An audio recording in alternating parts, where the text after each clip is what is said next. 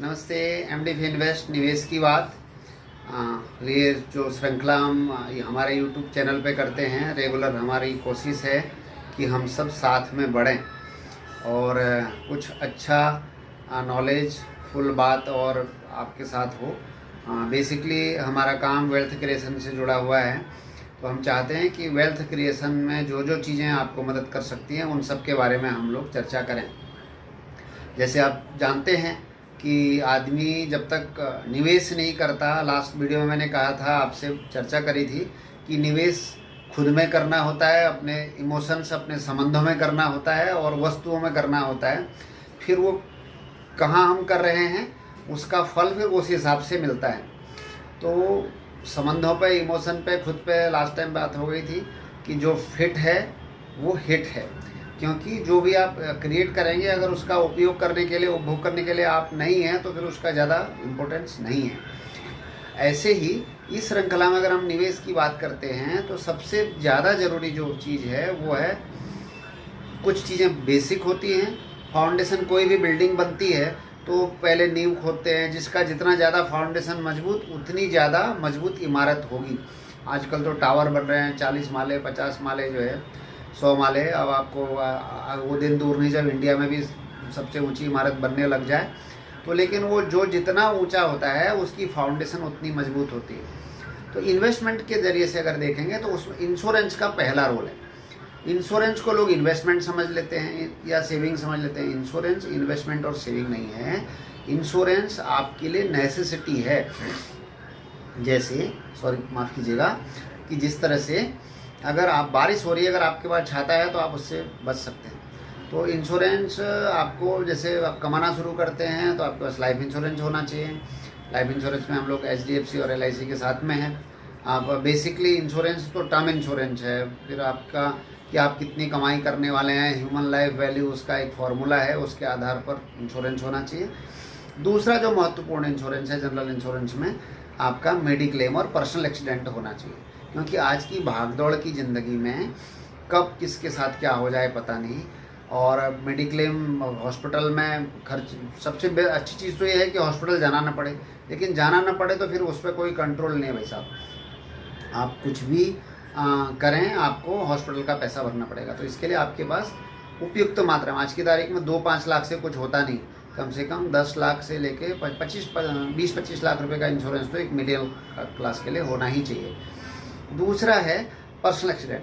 PA में कैसा है कि जैसे आप बीमार हुए, हॉस्पिटल चले गए, तो माना कोई, आजकल आप 2 व्हीलर से कर रहे हैं, 4 व्हीलर से कर रहे हैं, घर पे हैं, बाहर हैं, अगर आप गिर गए, फ्रैक्चर हो गया, आप काम पे जाने की स्थिति में नहीं हैं, तो डेथ तो रेयर टू रेयर होती है। लेकिन उसके अलावा जो अन्य फीचर्स हैं वो बड़े काम के होते हैं। माना लॉस ऑफ इनकम है, अगर कोई आदमी काम पर नहीं जा रहा है तो 104 हफ्ते तक जो है उसका आपको बेनिफिट मिलता है। अगर किसी की डेथ हो जाती है तो उसके, अगर छोटे बच्चे हैं तो उनको स्कॉलरशिप मिलती है।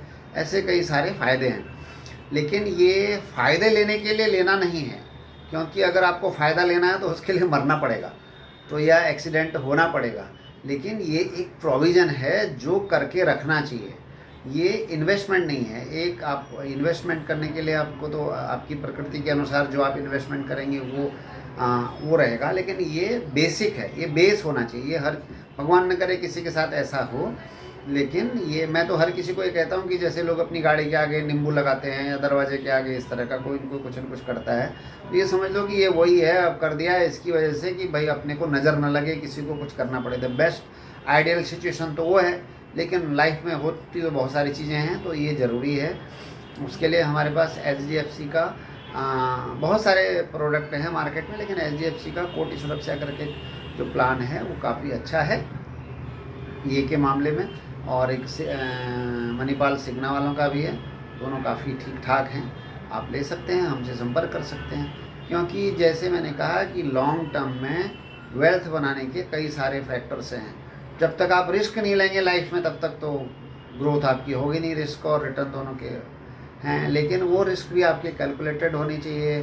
फिर आप घड़ी घड़ी ऊपर नीचे नहीं होने चाहिए, क्योंकि जीवन जो है वो इतनी आसानी से लाइफ नहीं है, लड्डू कहते हैं ना, तो इस तरह ऐसा नहीं है, इजी चीज़ें हैं। और विशेष तौर से अगर आप सही एसेट में निवेश करते हैं, जहाँ तक बात निवेश की है, तो आपको अच्छा खासा फल मिलता है।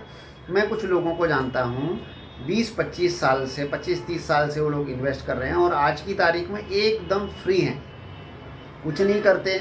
कोई दार्जिलिंग जाता है पढ़ाई करने के लिए, कोई शिमला जाता है, कोई यूरोप जाता है, कोई यूएस जाता है, क्योंकि उन्होंने अपनी जो वेल्थ है वो इस लेवल पे कर ली है। तो कहते हैं भाई महेश भाई, हमारे तो काम करने के लिए टाटा बिरला अंबानी अडानी सब हमारे लिए काम कर रहे हैं, हमको काम करने की क्या ज़रूरत है। हमारा तो सारा फोकस खुद पे है कि जो उनके एसेट थे वो सही डायरेक्शन पे लगा दिए हैं, काम कर रहे हैं, और आप फ्री आप अपने संबंधों पे खुद पे अपने को समय दीजिए। लेकिन उसके लिए समय लगता है। जैसे अगर आप कोई लंबा, जैसे मैं पहले भी कह चुका हूँ, 200-300 साल चलने वाला अगर आपको पेड़ लगाना है तो उसको बीज को डालना, फिर उसको पौधा आना, फिर उसको पालना पोसना, और अगर शॉर्ट वाला होगा तो तुरंत फल देगा। आजकल तो खिड़की में उगने लग जाते हैं। लेकिन अगर 100-200 साल चलने वाला है तो वो 10 साल 15 साल लेगा फ्रूट आने में, और फिर वो बड़ा लंबा चलेगा। तो आप अच्छी तरह से प्लानिंग करें।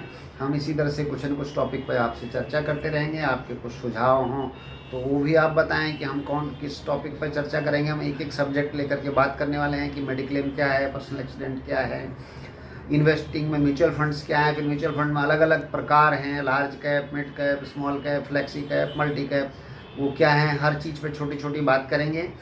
और दूसरी चीज़ फिर ट्रेडिंग आइटम्स में फ्यूचर्स क्या हैं, ऑप्शंस क्या हैं, करेंसी में कैसे काम होता है, कमोडिटी में कैसे काम होता है, इन सब विषयों पर छोटी छोटी बातचीत आपसे होती रहेगी।